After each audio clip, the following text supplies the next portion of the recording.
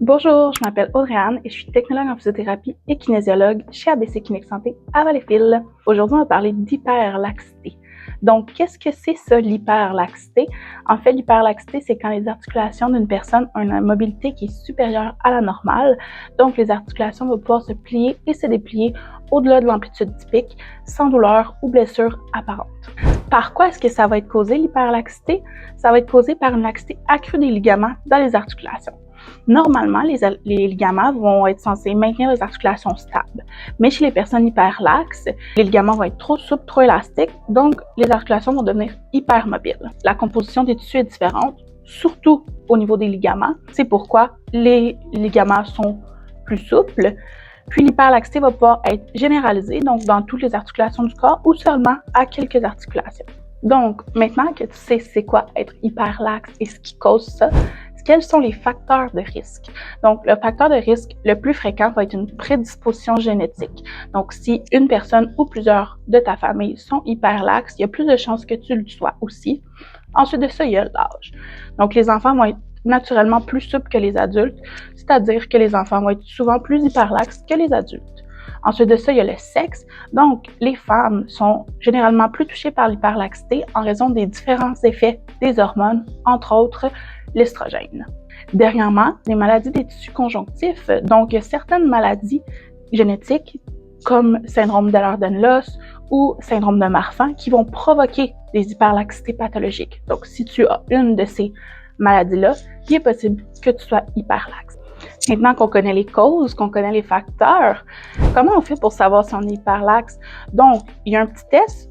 C'est un outil clinique rapide et simple qui va être utilisé par les professionnels de la santé en clinique qui va permettre d'évaluer l'hyperlaxité articulaire généralisée. C'est le score de Bethune. Donc, ce score repose sur 5 tests cliniques puis va donner un score sur 9 points. On teste différents mouvements. Les 5 mouvements testés sont l'extension passive du petit doigt à plus de 90 degrés vers l'arrière, la flexion passive du pouce contre l'avant-bras, l'hyperextension passive du coude, l'hyperextension passive du genou et poser les mains au sol, jambes tendues. Chaque mouvement peut donner 1 point. Les côtés droit et gauche vont être testés pour chaque mouvement, à l'exception du dernier qui est de toucher les paumes au sol. Si le point est accordé, c'est parce que le test est positif. Donc, par exemple, je suis en mesure de toucher mes paumes au sol sans plier les genoux. L'interprétation du test, donc, si on a 2 sur 9, 7 sur 9, etc., va varier selon le contexte du patient puis les symptômes associés. Le score a aussi ses limites, c'est important de le mentionner. Il ne va pas prendre en compte toutes les articulations, puis il ne va rien dire sur les douleurs, la stabilité articulaire ou s'il y a des pathologies. Donc ça veut dire qu'on peut avoir un score élevé, qui est de 9 sur 9, puis on n'a aucune douleur, aucune limitation quotidienne, et on peut avoir un score très bas de 2, 3 sur 9, mais avoir des douleurs, puis être limité au quotidien. Pour ces raisons-là, ça va être important de consulter un professionnel de la santé qui va pouvoir évaluer ta condition puis donner des conseils personnalisés. Maintenant qu'on est en mesure de savoir si on est hyperlaxe ou pas, par quoi c'est causé et c'est quoi les facteurs de risque, vous vous demandez est-ce que c'est positif ou négatif être hyperlaxe. Donc, c'est ni positif ni négatif, c'est simplement une caractéristique du corps. Tout va dépendre du contexte de la personne. Donc, dans certains sports comme la danse, la gymnastique ou la natation, ça va être un avantage. Ça va permettre de donner une meilleure fluidité, performance puis exécution de certains gestes techniques. Par contre, ça va être problématique lorsque les douleurs vont être associées au mouvement dans les amplitudes où on se rend, ou c'est encore un problème si on se baisse plus fréquemment au niveau des articulations qui sont plus laxes.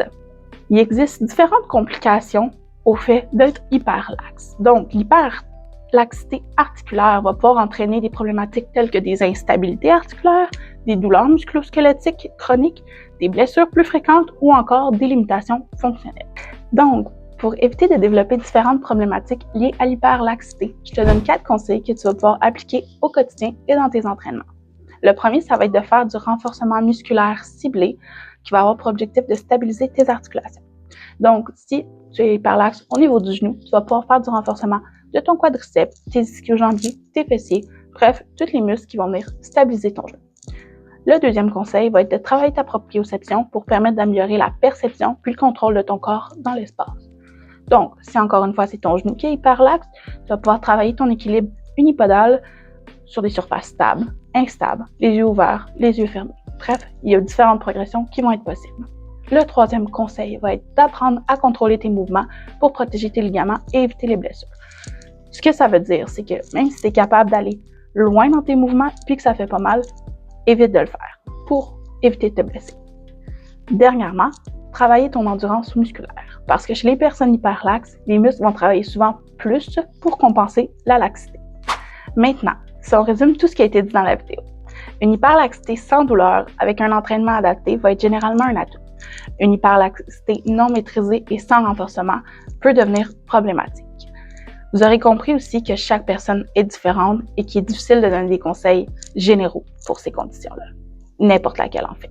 Donc, si vous doutez que vous êtes hyperlaxe, vous avez des douleurs ou souhaitez recevoir des conseils qui vont être adaptés et personnalisés à votre condition, n'hésitez pas à prendre rendez-vous avec l'un des professionnels dans l'une de nos cliniques.